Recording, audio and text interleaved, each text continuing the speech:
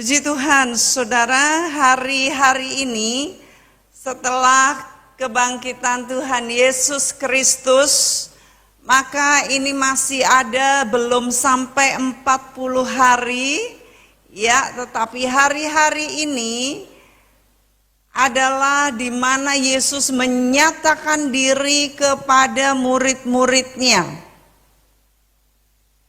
Dia menyatakan diri bahwa dia hidup, saudara.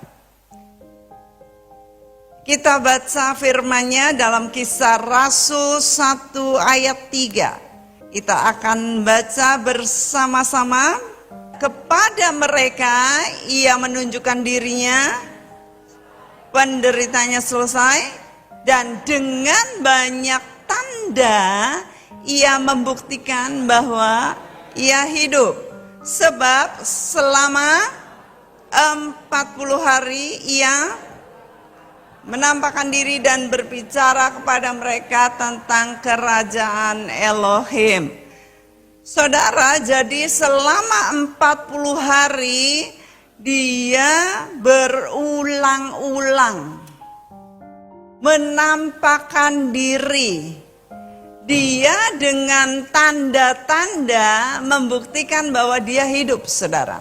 Kalau Yesus muncul nampak, orang-orang tadinya takut, tetapi Yesus berkata, coba ini pegang tubuhku. Ada tubuhnya, jadi bukan diginiin hilang gitu ya. Diginiin ternyata bolong, gak ada wujudnya.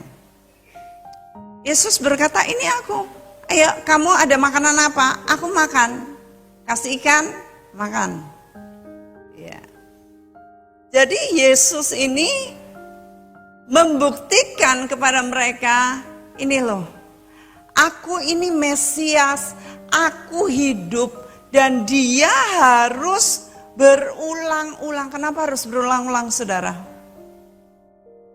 Karena banyak mereka gak percaya bahwa dia hidup lagi, gak percaya. Ya, Pendeta Marga pernah firman di sini dan dia mengatakan hati manusia itu betapa sulitnya untuk bisa percaya.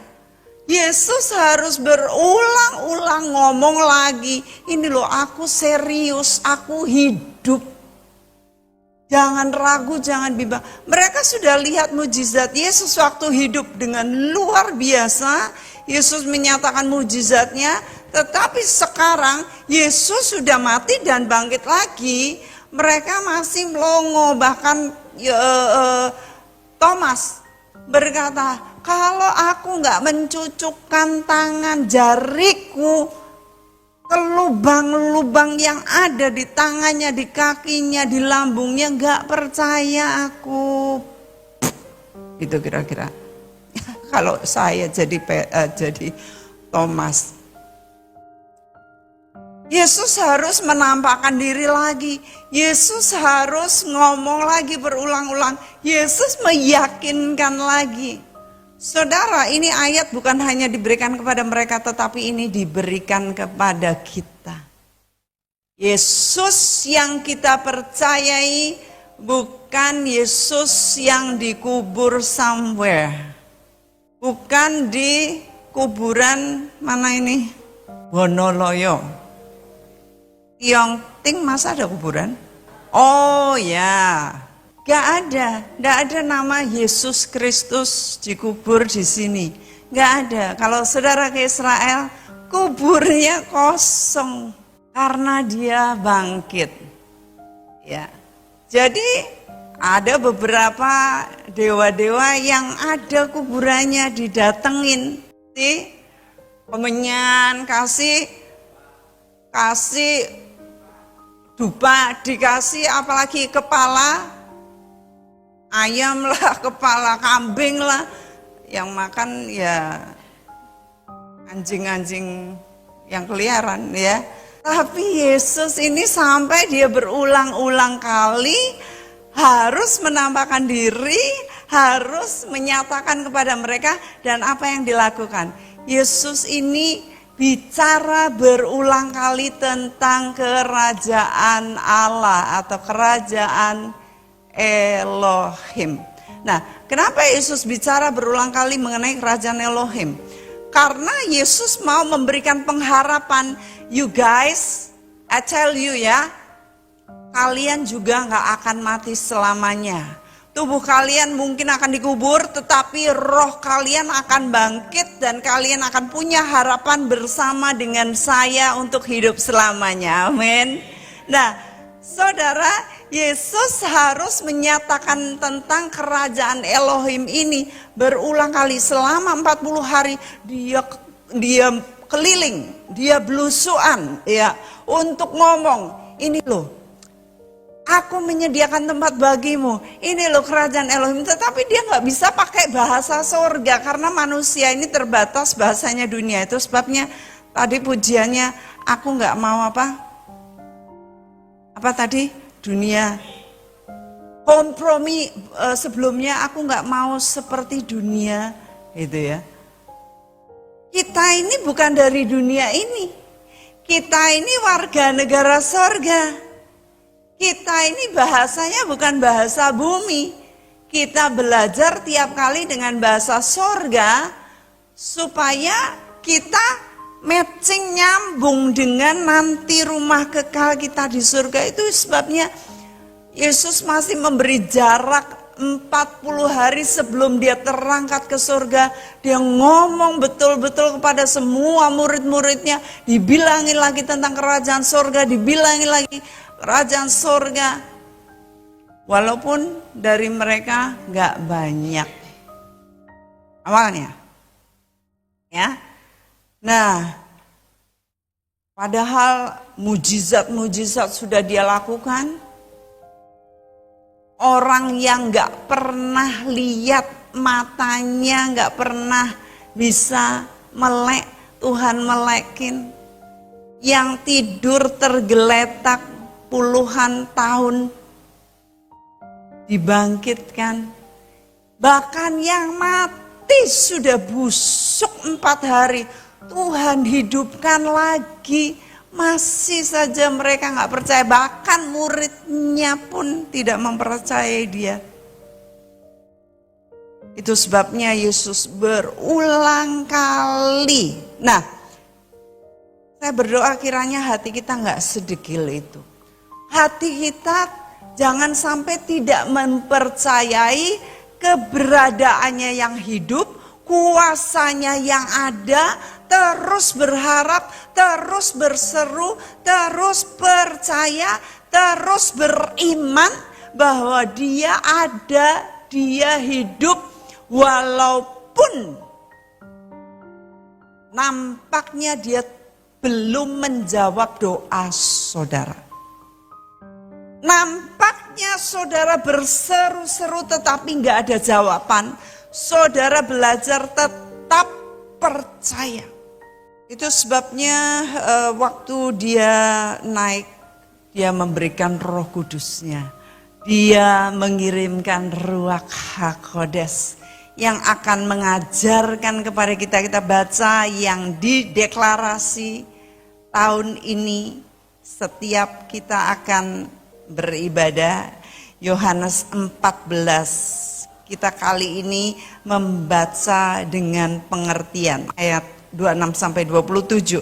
Kita baca bersama-sama. Tetapi penghibur yaitu Roh Kudus yang akan diutus oleh Bapa dalam nama Yesus, dialah yang akan mengajarkan segala sesuatu kepadamu dan akan mengingatkan kamu akan semua yang telah kukatakan kepadamu. Damai sejahtera ku tinggalkan bagimu, damai sejahtera ku berikan kepadamu, dan apa yang kuberikan tidak seperti yang diberikan oleh dunia kepadamu. Janganlah gelisah dan gentar hatimu. Saat ini Roh Kudusnya diberikan kepada kita, ada damai yang melampaui semua kesenangan dunia. semua keindahan dunia, semua apa yang ditawarkan oleh dunia. Damai yang saudara rasakan saat ini, saudara bangun tidur masih ada damai, itu artinya masih ada Roh Kudus. Kalau saudara bangun terus saudara gelisah, saudara bingung, saudara mikirin ini, saudara coba tanya, Roh Kudus, apa sih kenapa hatiku gelisah? Aku mikirin apa? Apalagi kalau berdosa saudara, wah deg-degan terus, gak enak rasanya, lungkrah badannya, rasanya tulangnya gemertuk, gak enak, pingin dipijeti panggil tukang pijet, koyo, keroan, semuanya. Tapi gak bisa, kecuali saudara minta ampun sama Tuhan, minta dibasuh lagi, minta disucikan, dikuduskan, dan damai sejahtera itu tinggal. Nah saudara, Yesus berbicara mengenai kerajaan surga ini berulang-ulang kali sebelum dia berangkat pergi, naik, menyediakan tempat buat kita. Nah, kira-kira saya akan bongkar mungkin satu atau dua, atau kalau kita cukup waktu kita akan lebih bicara mengenai kerajaan surga. Kira-kira kerajaan surga itu apa? Mari kita baca dalam Lukas 13 ayat 18 sampai 19 dulu. Saya akan bacakan. Maka kata Yesus, seumpama apakah hal kerajaan Elohim dan dengan apakah aku akan mengumpamakannya? Kenapa Yesus mengumpamakan? Menjelaskan, menerangkan. Karena kerajaan surga itu bahasa surga yang kita bingung, kita nggak ngerti. Nanti saudara akan rodok bingung, tetapi kalau dijelaskan dengan bahasa manusia, dengan apa yang terjadi di dunia ini mungkin kita rodok. Oh, gitu ya. Nah, jadi dia bilang, dengan apa aku mengumpamakannya? Aku mengumpamakannya sebagai kerajaan surga itu seperti biji sesawi yang diambil dan ditaburkan orang di kebunnya.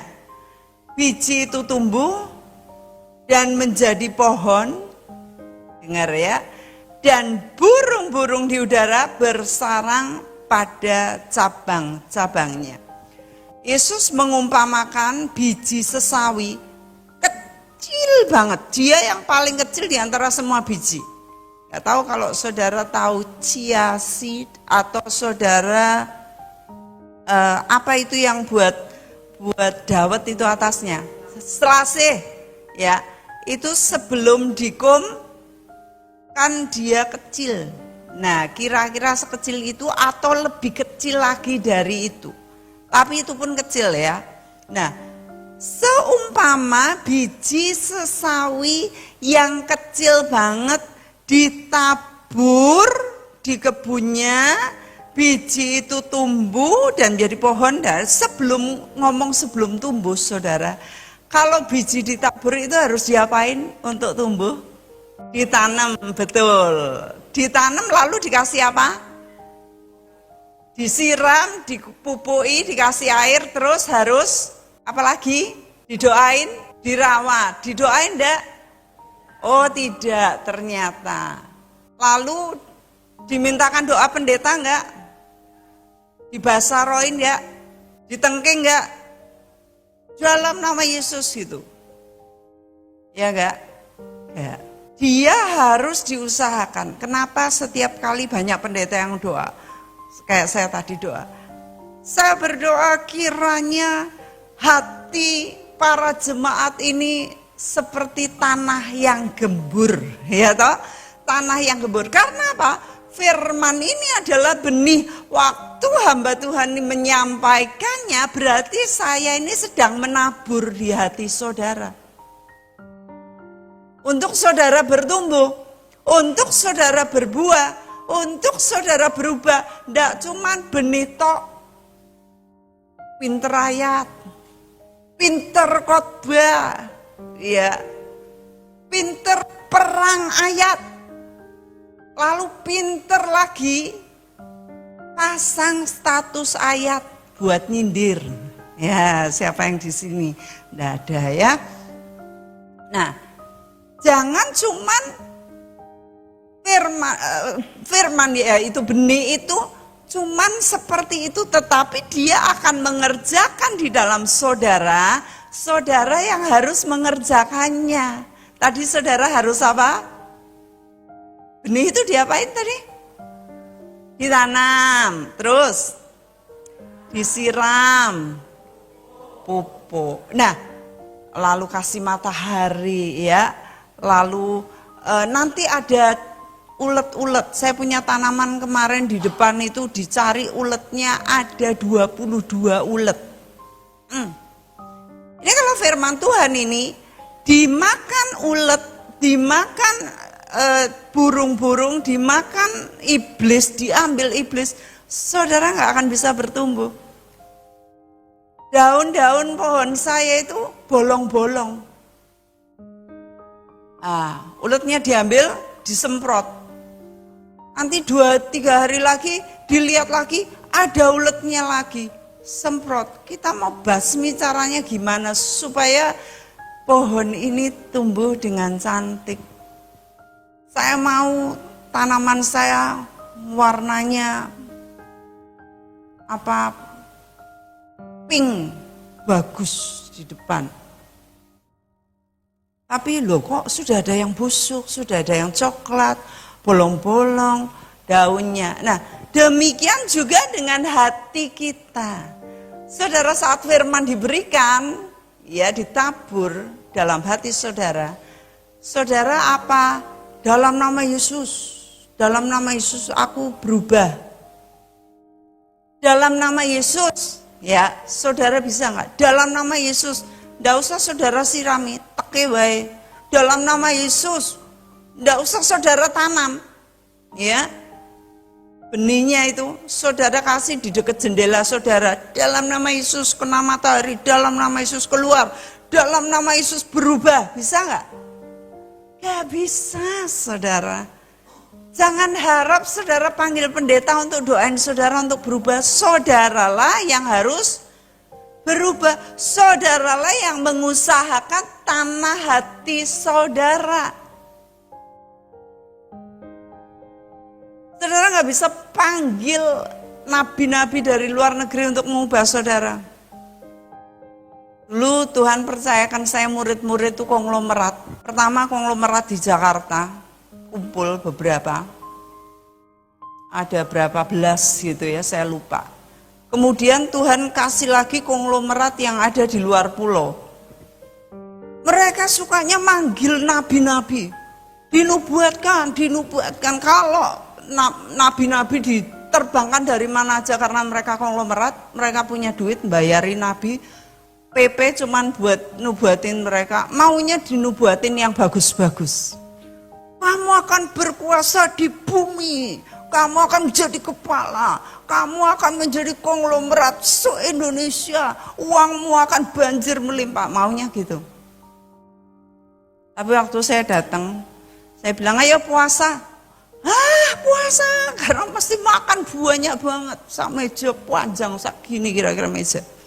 Konglomerat duduk semua, saya dipanggil makan. Saya bilang, bulan depan saya datang puasa semua. Kita sibuk, Mek. Kita bisa pingsan kalau kita puasa. Tidak, pokoknya kalau kalian mau saya ngajar kalian.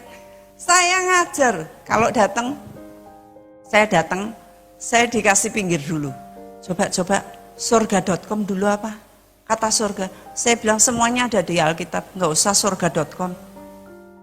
Ya baca firman. Kita ini sibuk baca firman, gimana kamu aja yang jelasin sama kita, kami nggak ngerti. Saya bilang harus. Ayo sekarang hafalkan ayat, saya kasih ayat.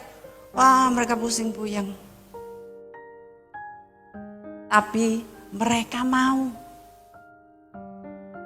Konglomerat yang penjual hasil bumi yang sebulannya bisa MM-an duduk di karpet Saya belum datang. Saya bilang nggak boleh telat. Saya datang nggak boleh telat. Nggak bisa telat ini karena kalian jadi murid. Saya datang 2 sudah silo. Lalu gini, wah setelah selesai, wah bapak-bapak hebat nih ya. Tadi doa apa? Doa. Kami hafalin ayat katanya. Oh bagus ya. Ya, saya bilang ayo sekarang beli Alkitab. Enggak. Loh, kok enggak mau beli Alkitab? Saya belikan Alkitab. Enggak. Kamu yang khotbahin kami enggak bisa, enggak punya waktu. Oh gitu. Tadi pagi Asuk sedang apa? Baca apa? Baca koran. Beritanya apa? Dia kasih berita. Ini pemerintah ini gini, gubernur gini. Lalu halaman berikutnya apa? Wah ini gini. Lah rumahnya di mana? Itu jalan apa loh? Loh itu berapa lembar itu bisa hafal? Alkitab kok nggak mau? Saya belikan Alkitab. Saya yang butuh Alkitab. Alkitab besar saya belikan. Karena kan sudah rada umur ya. Saya belikan. Kasih mereka. Mereka baca Alkitab, mereka hafal ayat, mereka berubah, mereka puasa 40 hari sampai mereka satu kali nantang pendetanya. Wah pendeta, ayo kita puasa 40 hari katanya. Wah saya bersyukur dan mereka berubah sampai pendetanya itu bilang bukan main. Tadinya pendetanya iri sama saya. Kok pada nurut sama Magdalene ini, kok nggak nurut sama saya? Gak usah pemuridan. Wah mereka lapor saya, Mek, kami gak boleh pemuridan loh. Pendeta konslet ya katanya. Nah kita kasih shock terapi. Saya bilang jangan. Kalian gak boleh kurang ajar. Ya. Kalian bertobat. Ngomong sama pendeta seperti itu bertobat. Kalau pendeta kalian bilang gak boleh pemuridan ke sisi lagi, sudah saya stop. Loh yang benar aja kamu. Kami berubah loh. Kamu ajar kami berubah. Saya waktu itu masih muda. Dan mereka sudah umur-umur.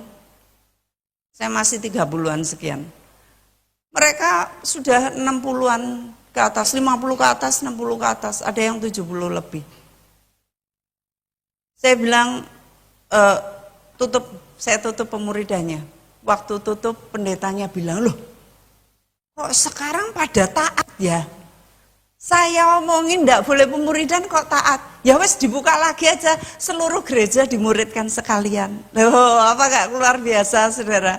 Pendeta-pendeta yang lain-lain, ada yang iri-iri dan sebagainya pendetanya. Tapi akhirnya rangkulan sama saya dan mereka mengadopsi modul pemuridan kami. Dan mereka berubah. Firman ini harus masuk ke dalam hati, harus dikerjakan. Dan saya harus nolongin mereka. Ayo baca firman, ayo beli Alkitab. Ya. Ayo hafalan ayat sampai 1 kali seorang ibu hafalan ayat. Kumpul kabeh sak gereja. Siapa yang mau hafalan ayat? Ibu ini ngacung, hah? Ya, berapa? Saya mau hafal 10 ayat. Sampai semua lihat pendetanya setelah selesai dia hafal 10 ayat. Pendetanya datang rangkul ibunya. Ibu luar biasa ibu. Nah, itu ibu sudah hampir 60-an. Hafal ayat 10. Pendetanya sampai heran-heran. Kalau saudara di sini yang nonton TV, oh banyak sekali ya. Nah, nonton TV ini kan ada lagunya iklan. Ya, saudara hafal toh? Hafal. Lalu diulang karena apa? Diulang-ulang. Saudara hafal. Ya. Nah, firman ini kok rapal-apal. Ayat siji apal ke ayat loro, ayat siji lali, ya. Nggak apal-apal. Firman ini kalau diulang-ulang akan nolong kita dan Roh Kudus nantinya akan mengingatkan kita. Saat kita ada kebutuhan, kita hadapi masalah, maka firman itu akan muncul. Dan kemudian firman itu yang seperti benih, dia akan bertumbuh dan dikatakan bahwa dia akan menjadi pohon dan burung-burung di udara bersarang pada cabang-cabangnya.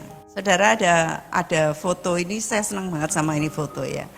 Ini pohonnya gede banget sampai dia selalu menjadi tempat pertemuan kampung.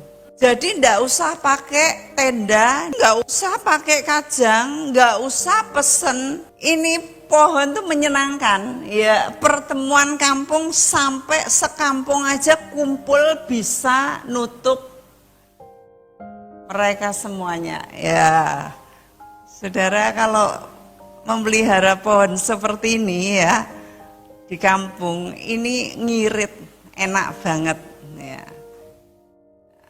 Kecuali hujan deras, angin ribut ya, itu pohonnya tetap berdiri, orang-orangnya ya ngiup ya. Nah, ini pohon seperti ini pohon ini melambangkan hidup kita ya. Jikalau kita ini mulai firman itu tumbuh, mulai pohon itu akan ditempa angin, pohon itu akan kena hujan, tetapi kalau ditanam baik-baik, dia akan berdiri, dia akan tegak. Saya nggak tunjukkan di sini fotonya, tetapi ada pohon itu tumbuh itu dari kecil, agak gede gini, tapi nggak gede banget segini ya kira-kira. Dia tumbuhnya di dalam rel kereta api. Jadi kereta api kan wush gitu, dia gini tetap berdiri. Ontang-anting tetap berdiri. Ontang-anting. Wah, hebat banget ini. Pohon ini bisa seperti itu. Ya. Pohon seperti ini buat orang berteduh. Benih yang ditabur adalah firman yang menjadi benih iman di dalam hidup kita. Walaupun sekecil biji sesawi, tapi jika saudara melakukan firman Tuhan, maka benih iman itu akan berkembang jadi pohon yang besar, di mana burung-burung bersarang. Saya senang di sini. Saya sudah berapa tahun ya di sini. Saya ngomong sama saudara, ayo SIM. Itu saya ngomong sampai ngewes. Saya ngomong berapa kali sampai saudara tertawakan. Kalau saya mau ngomong tentang SIM, saudara wis guyu. Mbuh guyune ngenyek ya, menghina saya atau menghibur saya atau saya enggak peduli. Saya ngomong lagi SIM, saudara guyu meneh. SIM, helm. Sing ketemu saya di depan tidak pakai helm, saya bilang balik bawa helm. Sampai sekarang sudah semua lah. Yang belum siapa? Nanti tolong Pak Prapto tangkap yang belum. Ya, dibelikan helm ya. Saya ngomong lagi, KTP ganti berulang kali. Pertama ada, waduh, hatiku maknyes. Bu Ur, Bu Mek, ini ada minta tanda tangan surat baptis karena mau ganti KTP ke kelurahan. Waduh, haleluya, puji Tuhan. Pelaku firman, ini namanya benih ini loh saudara. Saya tabur di hati saudara yang lakoki. Bukan saya yang nemenin saudara ke kelurahan. Saudara minta baptis, surat baptis. Saya tanda tangan, saya ketok, saya cap. Saudara yang ganti. Wah, bingai. Suwe meneh, aku ngomong KTP meneh, ono siji meneh. Wah senang, baru aja, tapi sudah berapa lama? Berapa lama ini saya ngomong KTP ini, kira-kira sudah berapa bulan ya, Bur? 3 bulan ada ya, 3 bulanan. Saya ngomong bolak-balik. Ya. Tapi baru aja. Suwene, berapa kalikah aku harus bicara? Ini Yesus nih 40 hari berulang-ulang. Saya ini belum sampai 40 kali berulang-ulang. Udah saudara bosen. Tapi saudara bosen, saya nggak peduli asal saudara berubah menjadi pelaku firman. Amin. Nah, hati saudara ini adalah persemaian, tempat persemaian benih. Saudara dengar, saudara terserah. Saudara mau benih itu digletek wae atau saudara mulai kunyah, saudara mulai masukkan, saudara mulai renungkan, saudara mulai pikirkan, saudara mau berubah. Itu luar biasa. Nggak tahu apa ada yang lain tuh pendeta yang bengok-bengok terus KTP ganti. SIM, harus punya SIM, naik motor bolak-balik saya ngomong itu sudah lewat. Saya harapkan ya saudara sudah punya SIM semua, STNK sudah diperpanjang semua. Yang waktu lalu nggak boleh pelayanan, sekarang sudah balik. Karena apa? Sudah ada fotonya, foto SIM baru. Saudara yang diberkati, saya sebagai hamba Tuhan, saya menabur benih.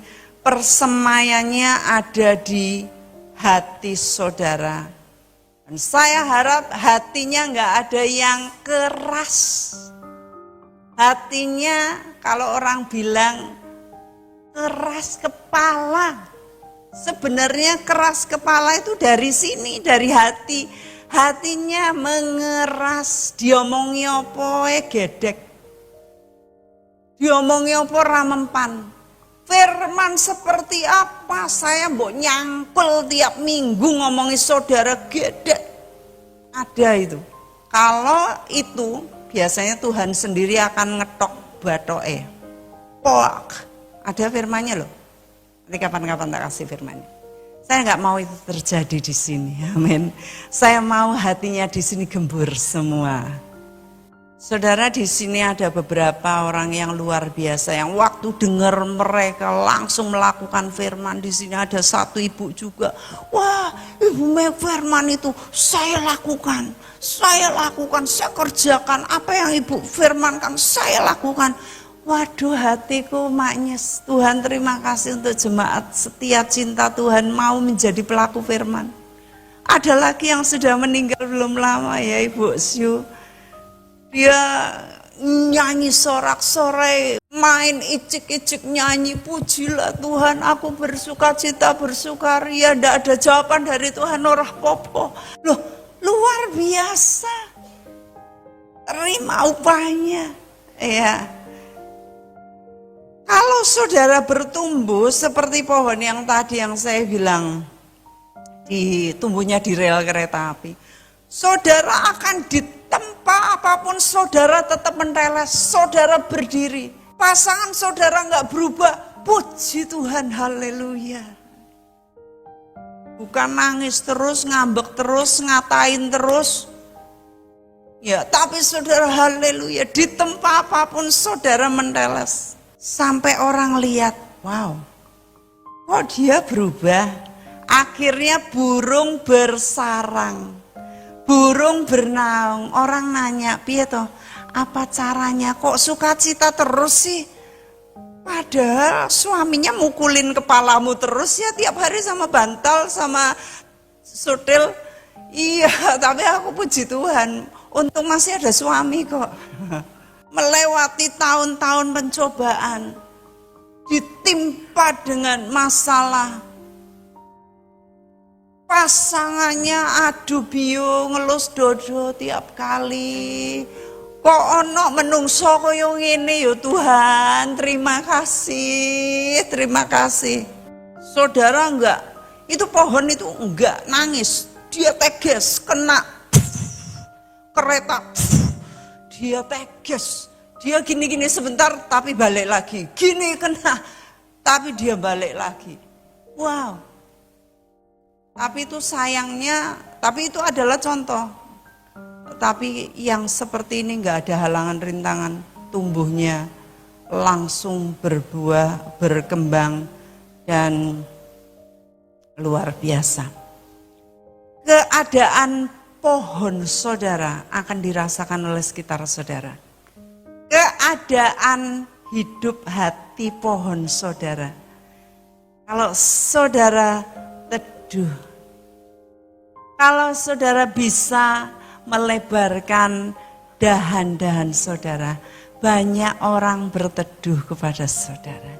Banyak orang datang kepada saudara, piye to corone, tolong to aku didoakan, tolong to aku dikancani, tolong aku diberi kekuatan. Gimana caranya imanku tetap kuat menghadapi hal seperti ini. Orang akan berteduh, burung akan bersarang, nyaman. Itu adalah perumpamaan pohon ya. Sekarang ayat lanjutnya, Lukas 13 ayatnya tadi 18 sampai 19, sekarang 20 sampai 21. Saya punya waktu untuk menjelaskan satu lagi perumpamaan tentang kerajaan surga.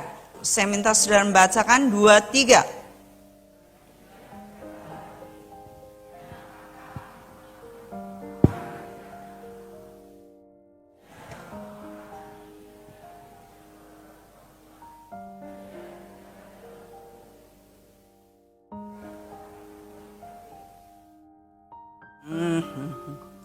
Dengan apakah aku akan mengumpamakan kerajaan Elohim?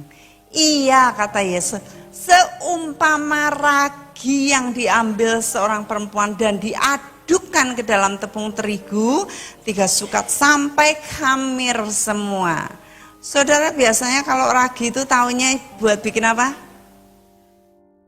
Roti, apalagi? Tape, terus tempe, bagus. Apalagi? Sake. Sake tahu? Kalau di Papua atau di Manado ya, cap tikus. Kalau di sini apa yang buat masak itu? Ciu. Ciu. Saudara taunya bikinannya itu membuat roti. Coba. Roti. Lalu satunya lagi bakpao. Ya. Nah, ragi ini harus diuleni dulu.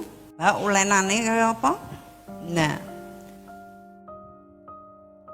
Ternyata saudara tahu ragi itu apa? Ragi itu bahannya dari apa? Ternyata nggak ada yang tahu, saya juga nggak tahu saudara. Ya maaf. Saya nggak tahu, tapi saya coba belajar. Ini saya sampai kaget-kaget. Ragi itu makhluk hidup. Ragi itu makhluk hidup. Bahasa ilmiahnya yaitu yeast. Jadi ragi itu bukan sesuatu yang bisa dibuat atau bahan makanan, bukan. Dia makhluk Tuhan tingkat rendah. Yang berukuran mikro kecil. Jadi ini disamakan dengan tadi loh, biji sesawi kecil, mikro. Ragi juga butuh makanan selayaknya ayam gitu ya, selayaknya babi. Jadi ragi itu ternyata makhluk hidup. Wah, ya katakan wow. Jadi ragi itu juga selayaknya kita ini yang butuh protein, butuh glukosa, butuh mineral ya. Nah ini adalah mikroorganisme yang digunakan dalam ragi itu umumnya ternyata terdiri dari bakteri. Supaya mengkamirkan, kalis ya. Kalis bahasanya ya Bu ya. Supaya khamir supaya kalis gitu ya, supaya itu saudara makan roti tiap kali nggak ngerti bahwa itu mekroknya itu pakai ragi, dan ragi itu dari apa kita nggak tahu, baru sekarang belajar bahwa ragi itu ternyata juga makhluk cilik. Nah, makhluk kecil ini bisa berbelah menjadi banyak, bisa berkembang biak something ya. Di dalam penerapannya di dalam firman Tuhan ya, ragi itu membangkitkan gerakan di dalam hati kita, di dalam orang-orang yang mati rohani, yang lemah rohnya, dikasih firman gerak lagi. Saya saudara dulu pernah, salah satu suaminya murid itu tiba-tiba stroke. Lalu saya ditelepon, "Mek, suami saya stroke. Lah di mana sekarang?" "Di rumah sakit." "Rumah sakit mana?" "Di sana, di Jakarta waktu itu." "Oh, ya wes, cepat ya, tolong doakan." Nah, ya toh, tolong doakan. Terus saya bilang, "Ya wes, ini udah malam. Besok sore siangan jam 1 ke atas setelah makan siang saya ke sana." Tutup telepon, lalu saya berdoa malam itu. Roh Kudus ngomong gini, "Kamu besok pagi-pagi datang ke sana." Pagi. Saya bilang, "Pagi kan saya menyembah Engkau Tuhan." "Enggak, pagi datang ke sana." Ya sudah. Jadi pagi-pagi saya nongol, bapaknya udah perot, tangannya udah lempoh, gak bisa apa-apa, tidur. Saya tanya ibunya, "Hari-hari baca firman gak?" "Gak." "Lah ngapain?" "Ya mubeng kerja." "Oh, saya bacain firman." Maka kata Yesus, kerajaan Allah itu seumpama biji sesawi, seumpama ragi. Saya baca, terus susternya ini, "Gak boleh ngajak bicara." "Sus, saya tidak ngajak bicara. Saya lagi tabur benih." "Ini apa?" "Pendeta." "Oh iya. Jangan lama-lama, gak apa-apa." Saya baca lagi. Waktu saya baca, tiba-tiba bapak ini ngomong dari perot. Itulah, saya kan nanya, kerjanya piye, lewat mana, dia bisa ngomong, "Itu lewat sana. Loh, tangannya itu udah ngangkat, sana, pada lempoh tangannya." Firman ini bekerja seperti ragi. Waktu dioleni, tak masukkan, karena ini tidak pernah. Misal, saudara habis olahraga, saudara lemes, saudara kasih minum air, saudara seger lagi. Ya dulu saya pernah jalan-jalan di Shanghai. Itu salah satu beberapa konglomerat itu. Saya lagi jalan-jalan, terus sudah gemeteran belum ada orang jual tahu. Itu namanya di sana tuh enak banget, tahu busuk, tahu bau bukan tahu busuk. Baunya bukan main tapi rasanya enak banget. Terus saya makan. Loh, kok matanya padang ya? Teman saya juga gitu. Loh, baru makan tahu kok. Itu bukan tahunya yang bikin mata padang, tetapi karena kita tuh lemes ya, makan tempe juga mata bisa terang ya. Nah, ini ragi ini, firman Tuhan ini seperti ragi, dia mengerjakan, dia ngoleni sampai orang itu dikasih firman aja loh, bisa nunjuk sana-sana, bisa ngomong. Saya bilang, "Sudah Bu, bacakan terus Bapak firman." Saya pulang. Waktu pulang mau hujan deras sekali, ternyata Tuhan selamatkan saya. Itu saya sampai rumah hujan deras dan banjir Jakarta itu sampai orang nggak bisa keluar tol. Roh Kudus luar biasa. Kalau coba saya sore, pasti saya sudah di jalan. Teman saya bilang, "Saya ini kejebak macet, kejebak banjir sudah 6 jam, 9 jam. Nggak bisa turun. Yang turun di situ ada hotel, harus ke hotel. Yang enggak, tetap di jalan tol." Saya balik. Saya bilang, "Puji Tuhan." Istrinya bilang, "Ini ayatnya yang kamu suruh tadi udah habis. Efesus saya bilang baca dari Kejadian sampai Wahyu nggak apa-apa. Itu nanti lemu rohnya, amin. Nah saudara sini yang nggak baca firman siapa? Saudara harus baca firman. Ini ndak nyauri. Ditanya ndak baca firman, tangannya tidak ada yang diangkat. Saudara baca firman, karena firman ini kehidupan. Saya sudah bilang sama saudara tahun 2023, saya baca Alkitab 3 kali setahun. Bukan baca Alkitab 3 kali. Alkitab loh, sak glondong, bukan baca ayat. Sampai sekarang saya hari-hari baca, hari-hari saya hafalan ayat, saudara. Tiap hari saya menghafalkan ayat. Saya mau firman Tuhan, saudara tidak cuma 1 minggu sekali dikasih infus firman saudara, lempe-lempe dalam Sabtu, lalu minggu datang lagi kasih firman. Saudara nggak bisa begitu, saudara harus baca firman. Masih lemah aminnya. Saudara harus baca firman. Kalau saudara nggak bisa baca, mbak-mbak, ya tapi mbak-mbak harus belajar itu, mbok matanya kurang lihat nanti bisa terang. Ada seorang nenek, dia cinta firman, dia pingin firman, dia nggak bisa baca, dia bilang Tuhan aku pingin bisa baca, teman-temanku kabeh kok baca firman, aku nggak bisa baca. Waktu dia buka, dia bisa baca. Tapi kemudian ditutup, dia mau lihat koran, dia tidak bisa baca. Dia buka lagi, dia bisa baca. Dia ke majalah lain, ke majalah tulisan anaknya, ke HP-nya anaknya, gak bisa baca. Tetapi waktu buka Alkitab, dia bisa baca. Saudara, mujizat bisa terjadi kalau saudara rindu mencintai firman. Karena apa? Tuhan berkata, kerajaan surga seperti benih yang ditabur, seperti ragi yang dioleni dan itu akan berkembang. Mari kita tunduk kepala.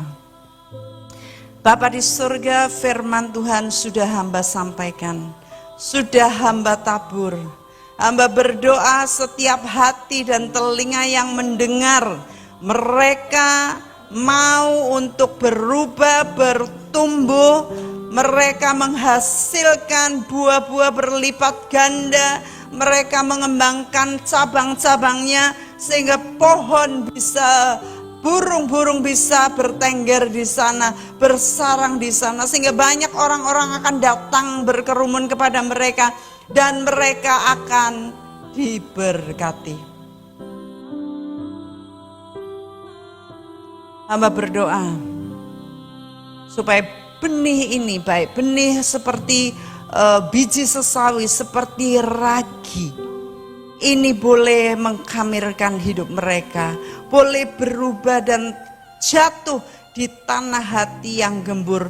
Walaupun kadang ada yang lelet perubahannya, tetapi hamba berdoa roh lelet dalam nama Yesus keluar dari tempat ini. Mereka akan menjadi pelaku firman yang cepat. Terima kasih Bapa, hamba mengucap syukur, hamba berkati kehidupan mereka, hamba berkati pekerjaan mereka, dan terutama kesehatan dan kerohanian mereka. Agar mereka menjadi pelaku firman dimanapun mereka berada.